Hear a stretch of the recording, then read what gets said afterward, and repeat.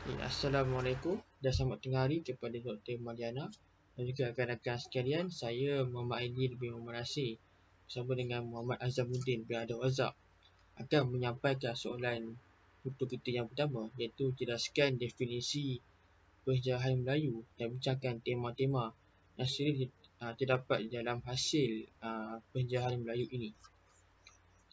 Pada bahagian definisi, saya akan menyentuh 4 definisi, iaitu definisi sejarah, penjarahan Melayu, dan akhirnya kita akan tahu apakah yang dimaksudkan dengan penjarahan Melayu. Istilah sejarah yang paling popular adalah pendapat yang kita ambil daripada E.H. Carr. Misalnya dalam bukunya yang bertajuk What is History, mendefinisikan sejarah adalah dialog yang antara perkara yang telah berlaku di masa lalu dan masa kini serta interaksi di antara sejarawan dengan fakta. Kemudian, istilah penjarahan yang paling popular ialah pendapat daripada Prof. Muhammad Yusof Hashim, mana beliau mengatakan istilah penjarahan berasal daripada perkataan sejarah sendiri yang bererti the record of events or the event themselves. Menurut istilah ini, record of event adalah catatan peristiwa-peristiwa, sementara the event themselves adalah peristiwa-peristiwa itu sendiri. Menurut beliau, kedua-dua ungkapan ini saling berkaitan kerana apabila peristiwa yang berlaku itu direkodkan ataupun dicantikkan, maka akan berlakulah peristiwa itu dan dianggap sebagai sejarah. Kemudian beliau menambah, bila menyentuh soal peristiwa, ada 4 elemen yang akan dilihat, iaitu pertama, sahih atau tidak peristiwa itu; kedua, alasan perkembangan dan akibat daripada peristiwa itu; ketiga, watak penting dalam suatu kisah ataupun peristiwa; dan yang terakhir adalah bila berlakunya peristiwa itu. Kemudian dalam catatan peristiwa-peristiwa pula, perkara pertama yang akan dilihat ialah siapa yang mencatatkan peristiwa itu.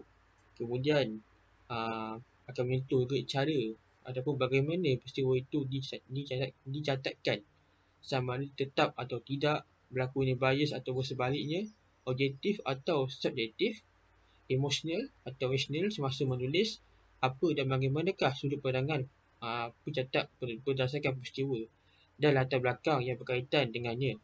Ketiga pula, cara dan kaedah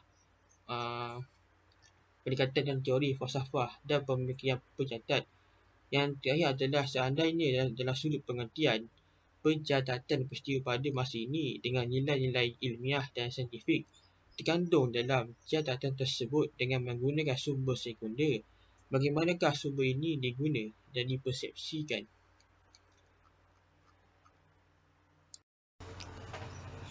Selain daripada pendapat daripada Prof. Muhammad Yusof Hashim, pendapat lain yang kita boleh ambil ialah pendapat daripada Prof. Kuki Kim, di mana beliau berpandangan pensejarahan adalah penghasilan penulisan daripada sudut-sudut yang tertentu, sama ada menyentuh mengenai zaman dan masyarakat ini ataupun mengenai peristiwa-peristiwa yang telah berlaku. Menurut beliau, terdapat kekeliruan antara istilah sejarah dan istilah pensejarahan, di mana pensejarahan merujuk kepada penulisan sejarah atau karya sejarah. Walaupun pada zaman ini ahli sejarah memang berperanan dalam menulis seberapa banyak penulisan yang boleh berhampiran dengan kebenaran, namun pensejarahan tetap adalah tafsiran ahli sejarah tentang masa lampau. Ini berbeza dengan sejarah yang membawa maksud keseluruhan masa yang telah lepas dan bersifat objektif, iaitu tidak boleh diubah. Manakala pensejarahan pula bersifat subjektif, iaitu boleh diubah dan boleh dipertikaikan mengikut tafsiran daripada ahli sejarah. Dan apabila sejarah itu ditulis kembali, bukanlah sejarah itu diubah, akan tetapi yang diubah adalah pensejarahan, iaitu tafsiran ahli sejarah terhadap peristiwa yang lalu. Kemudian saya akan menyentuh istilah Melayu, di mana Melayu ini merujuk kepada dua aspek, iaitu aspek geografi dan bahasa. Dari sudut geografi, Melayu berkait rapat dengan etnik, iaitu semua kelompok kesukuan masyarakat yang tinggal di kawasan yang menganjur dari selatan Siam hingga seluruh Malaysia, kemudian ke seluruh kawasan Indonesia ataupun Nusantara, sebahagian daripada selatan Filipina termasuklah Kepulauan Sulu dan Brunei. Manakala bahasa Melayu ialah bahasa asas bagi seluruh penduduk di alam Melayu dan boleh difahami dalam kalangan mereka. Contoh, penduduk daripada Patani yang bercakap dalam bahasa Melayu akan dapat difahami dan boleh dipertuturkan juga oleh penduduk dari Utara Gorontalo. Ya? Dan bahasa Melayu tidak boleh disamakan dengan bahasa suku seperti bahasa Bugis, Minangkabau dan sebagainya. Ini kerana bahasa seperti bahasa Bugis, contoh, mungkin sukar difahami oleh orang dari suku Aceh. Namun, ini tidaklah menjejaskan identiti mereka sebagai Melayu. Bahkan ada juga menjadi Melayu Bugis. Bahasa Melayu boleh dikategorikan sebagai 3 tahap. Iaitu tahap pertama adalah bahasa Melayu purba yang berkemungkinan berlaku pada zaman prasejarah. Tahap kedua adalah bahasa Melayu kuno yang merujuk kepada prasasti yang ada di Nusantara. Dan tahap ketiga adalah bahasa Melayu klasik mengagumi pengaruh bahasa Arab dan Islam.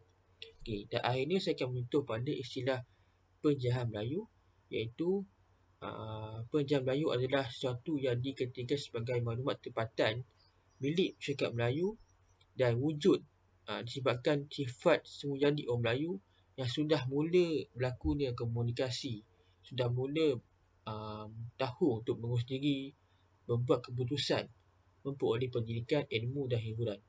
Dan ini saya melihat penjajahan Melayu berlebih kepada penulisan-penulisan yang menyentuh kepada dalam konteks kehidupan harian penduduk Melayu dan dilontarkan ataupun dibentuk dalam satu teks tulisan yang sekarang ni kita fahami dalam teks-teks seperti sejarah Melayu, teks-teks seperti Gayat Aceh, teks-teks seperti Gayat Memawasa, yang mana kesemua teks ini menceritakan apa yang berlaku dalam kehidupan masyarakat Melayu pada masa itu.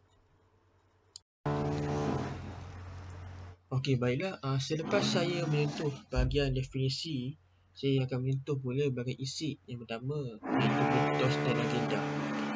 Hampir kesemua hikayat ataupun babat ataupun istilah mudahnya karya Melayu mengandungi unsur mitos dan legenda. Ditambah pula, kedua-dua unsur ini penting sebagai input tambahan dalam memperindahkan kisah dalam karya. Walau bagaimanapun,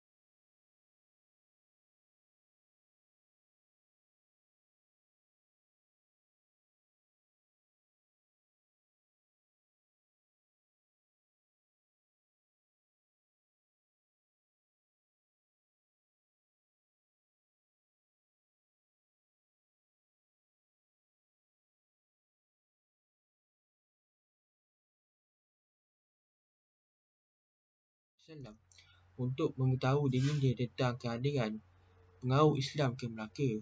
Kemudian dalam Bukit Aceh pula menggambarkan tentang mimpi ayah kepada Iskandar Muda yang membuang air kecil sehingga Aceh berubah menjadi banjir. Namun kita perlu faham ya, unsur-unsur mitos mimpi ini ada motif maupun objektif penulis yang tersirat dan tersurat. Contoh, mimpi Raja Kecil Besar berjumpa dengan Rasulullah adalah membuktikan bagaimana darjat dan taraf Raja Kecil Besar yang ingin ditunjukkan oleh penulis yang begitu tinggi. Dia sementara mimpi ayah kepada Iskandar Muda adalah petanda bahawa Iskandar Muda akan menjadi penguasa yang kuat apabila berjangkau usia dewasa. Kemudian legenda adalah kisah dongeng yang berkaitan dengan satu peristiwa yang bersejarah.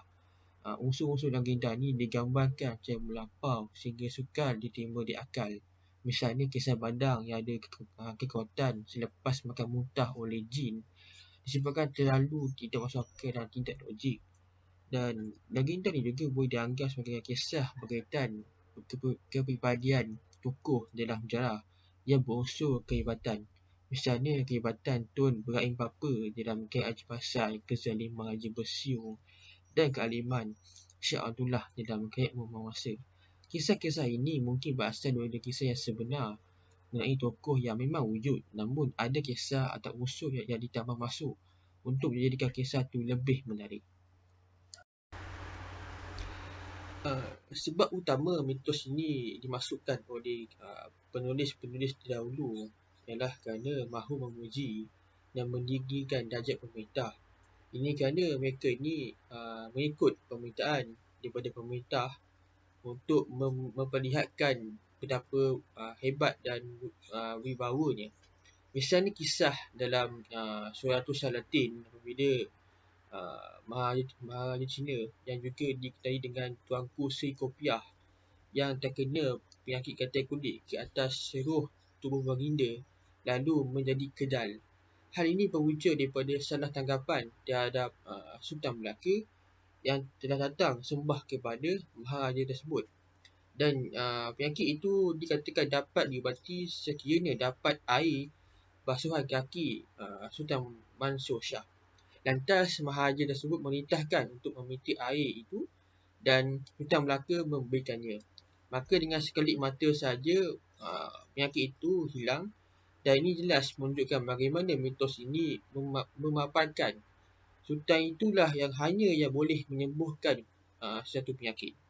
Dan unsur kehebatan ini dilihat menjelaskan kepada kita akan betapa agungnya ataupun besarnya darjat yang dimiliki oleh Sultan-Sultan Melaka. Sebab yang kedua ialah mahu mendaulatkan kekuasaan raja menerusi percutian Iskandar Zulkarnain yang dikatakan ada hubungan keluarga dengan silsilah Raja-Raja Melayu di Melaka. Sejarawan Ar-Rahman Haji Ismail berpendapat tokoh-tokoh terkenal dalam sejarah dunia dan agama dikononkan sebagai pemula zuriat raja-raja, termasuklah Raja-Raja Melayu yang dikatakan berasal daripada jurai keturunan Iskandar Zulkarnain. Pemimpin agung seperti Iskandar Zulkarnain telah diletakkan sebagai fokus utama kepada susu galuh keturunan Raja-Raja Melayu supaya dapat menunjukkan betapa hebat dan agungnya keturunan Raja-Raja Melayu yang berasal usul daripadanya. Impaknya akan terbentuklah hegemoni seperti setia kepada raja bermula dari zaman Melaka lagi hinggalah ke hari ini. Unsur wadat dalam kelas masyarakat Melayu menjadi simbol kebesaran penduduk dan keagungan masyarakat Melayu. Kemudian faktor yang ketiga ialah mahu mendidik rakyat supaya menghormati dan mentaati raja seperti yang dipersetujui dalam wadat antara Demang Lemba Daun dengan Sri Tribuana. Di mana dalam kisah ini mitos sang Junatapa menjadi batu setelah mengkhianati Sultan Iskandar Shah, menunjukkan bahawa sumpahan Sri Tribuana itu sumpahan Sri Tribuana yang mengatakan bahawa rakyat yang dirhaka akan dibalikkan Allah hubungan rumahnya ke bawah kaki ke atas menjadi realiti. Peristiwa ini memberi rasa gerun dalam kalangan masyarakat agar tidak menanggari wadat tersebut dan secara langsung atau tidak langsung tradisi kepercayaan dan setia tersebut telah meletakkan Seri Tribuana selaku kelas pemerintah dan Demang Liba Daus selaku kelas diperintah. Seterusnya saya akan menyambung pembincangan idea tadi dan saya akan menyentuh tema yang seterusnya. Tema pertamanya, yang ketiganya adalah tema keagamaan, iaitu menceritakan bagaimana asal-usul kedatangan Islam ke rantau alam Melayu, dan ianya bermula daripada raja-raja sebelum turun ke rakyat kebanyakan. Misalnya seperti apa yang diceritakan dalam Suratul Salatin dan juga Hikayat Raja Pasai. Suratul Salatin mencatatkan bahawa Raja Kecil Besar ataupun Sultan Muhammad Shah telah bermimpikan Rasulullah mengajarkan baginda syahadah, dan pada keesokannya telah tiba Said Abdul Aziz daripada Jeddah yang telah mengislamkan baginda. Di dalam Hikayat Raja Pasai pula telah mencatatkan bahawa bagaimana Merah Silu bermimpi bahawa Rasulullah telah meludah ke dalam mulut baginda. Dan sama seperti di dalam Suratul Salatin yang sebelumnya saya sebutkan, seorang Arab dengan namanya Syekh Ismail telah berlabuh di Teluk Terli dan kemudiannya telah mengislamkan Merah Silu yang telah menukar namanya kepada Sultan Malikus Saleh.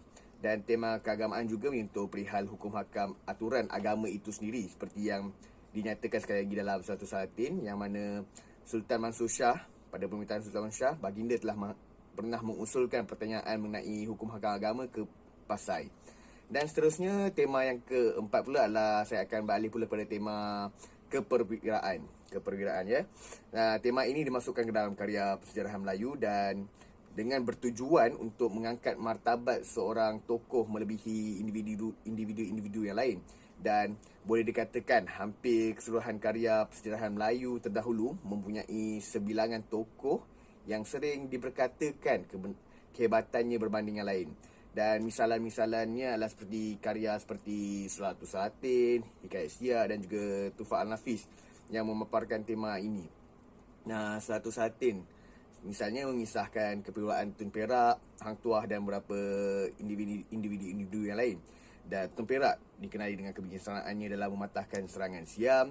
Hang Tuah pula epitom kepada keperwiraan Melayu yang taat setianya tidak pernah putus kepada Sultan. Dalam Hikayat Siak pula mengisahkan bagaimana keperwiraan Raja Siak, Raja Kecil itu sendiri dalam menuntut tahta baginda di Johor. Dan manakala dalam Tufah An-Nafis pula menceritakan bagaimana keperwiraan Bugis 5 bersaudara yang melibatkan diri mereka dalam kebanyakan pertempuran di setiap pelosok Nusantara pada ketika itu, dan juga Raja Haji yang gagah berdepan dengan Belanda.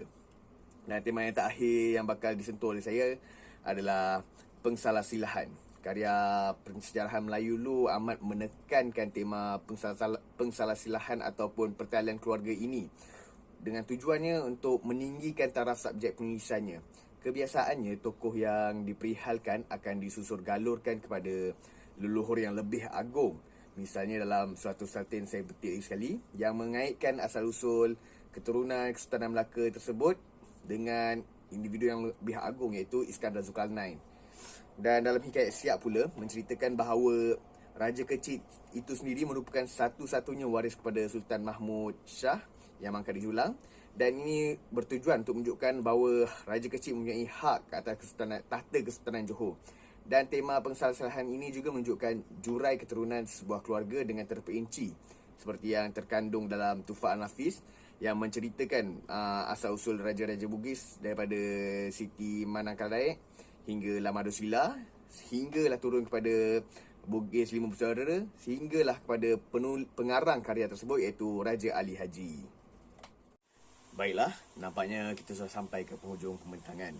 Oleh itu, dapat dirumuskan bahawa terdapat beberapa tema yang terkandung dalam karya-karya Persejarahan Melayu yang terdahulu, dan antara tema-tema besar yang dapat dikesan adalah seperti mitos, legenda, keagamaan, keperwiraan dan juga pengsalahsilahan. Oleh itu, sekian daripada saya dan Aidil. Terima kasih.